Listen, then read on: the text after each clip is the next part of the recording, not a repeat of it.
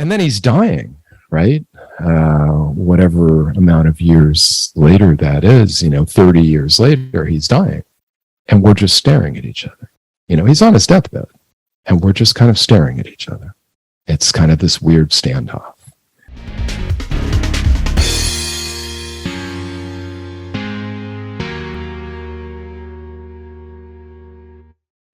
I'm just wondering as well, is there a sense, do you think, that you have perhaps that maybe these, new age beliefs and ideologies stole your father away from you? Because you speak being, young with your father, having a great time, fun together, this incredible rapport, going to Dodgers games, things like that. And obviously the conflict started when you got a bit older and you could stand on your own 2 feet, have your own ideas and opinions, and they obviously came into conflict with what your dad believed. Do you feel resentful towards new age beliefs for that reason? Do you feel they stole your dad away? I think I do feel that in a way. My dad he had greatness to him. He did. He had this beautiful creative mind.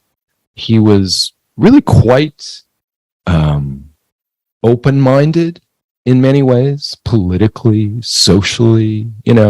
He loved comedy. He loved to play. He had a real capacity for silliness. He had a great sense of humor. There was largeness to him. But I think he was so scared. He was so scared of dying. And he was scared of living too, because as I also talk about in the book, he was scared of sex, terrified of sex. And if you're scared of death and you're scared of sex, you're kind of scared of everything, right? I mean, you're scared of life. You're scared of life. He's scared of men. He's scared of women. He's scared of dying. He's scared. And I think I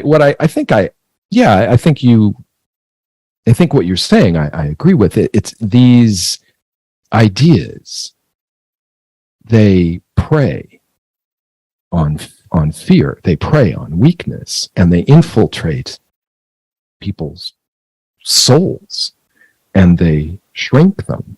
My dad's greatest book is The Shrinking Man, which he wrote when he was 30 years old. And somehow he knew. Weirdly, it's very prescient, that book. He knew what was going to happen to him.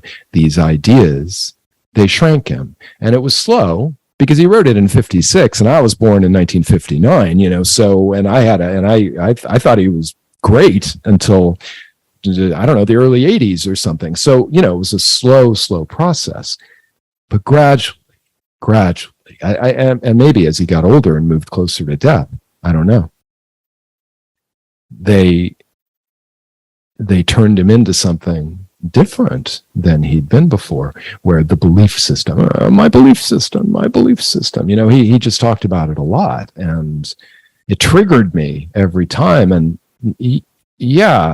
I do feel that, Stephen, I do. You have this amazing line in the book that I laughed out loud when I read it, and you were just talking about how if your dad was right and you ended up in the afterlife, you would end up arguing about the afterlife in the afterlife, which I thought was a lovely sentiment. And it does touch on the idea of the complicated nature of father and son, especially when you're a feisty, young, opinionated man. And I was just wondering if, when you look back at them discussions now and you're finding your feet in the world, your dad's got these staunch beliefs, the person you were when you had these conversations is not the person you are as a much older adult. Would you think if you, could have gone back and had them discussions differently, would you have changed them? Would you have been a little less willing to get into it for the sake of peace, or do you not kind of regret the way this happened? That's a very good question. I'm of two minds. There's the one part of me that says, yeah, if I could go back, I'd just go around it. I would just go around it, because what was accomplished? Did I change his mind? Not in the least. Did he change my mind? Not in the least. So we just basically burned our relationship to the ground, and for what? There's another part of me that thinks he was going to say who he was, and he was going to talk about his view of things, and I was going to respond. I wasn't going to bite my tongue. I had my own ideas about things. And would I know how to do it maybe better now? Maybe. I mean, I'm 63 years old, and most of these conversations happened when I was in my, let's say my late 20s to 50 or something like that. Presumably I'd do it better now, but that's not actually obvious.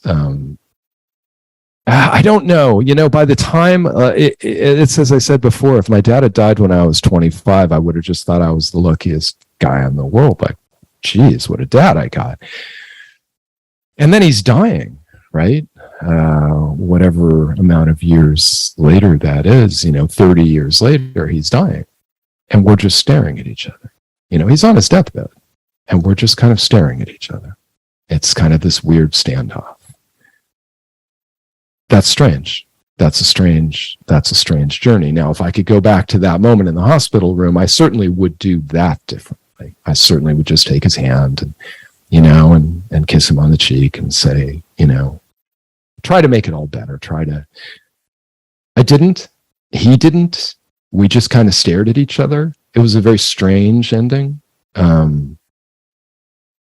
I do regret it. I don't know if it was inevitable. I'm not sure. I'm still not sure. I don't know if I'll ever know that.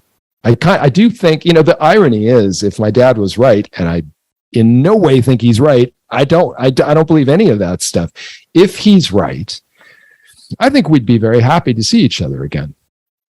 On the other side, I'd be very happy to see him. I think we'd hug, and I think we'd kiss, and I think we'd say, "Oh, it was a kind of misunderstanding," And I think it would be grand. I think we'd have a really lovely sort of visit with each other, if it lasted for an hour. Then if it kept going, then I don't know.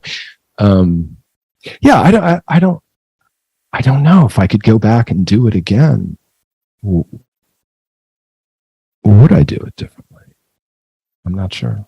It's always complicated with family, isn't it? And I suppose when you're younger as well, there's this sense you have of adults of they've got the answers, they've figured everything out, they're in control, they can handle things better. And as you become an adult yourself, you realise it's bullshit. We're all vastly incompetent. We have no real idea what we're doing, and we're trying to just manage as best we can as we go along. And I don't know, I mean, that's how I feel. I'm 38 now, sure. And I can't, I seem to be waiting for this magical moment when adulthood happens and I'm fully in control. And I think that's a necessary thing for a child to have, to look up to adults, but it's a complete fiction, isn't it? Yeah, I don't think that's how it goes. I think, if you're lucky, you gain something in experience and perspective and maybe even wisdom in this life, if you're lucky. I don't think that's inevitable. I think that it sometimes happens. I've seen it happen in other people. I think it's something to aspire to. It didn't happen in my dad. It didn't. Will it happen in me? Probably not.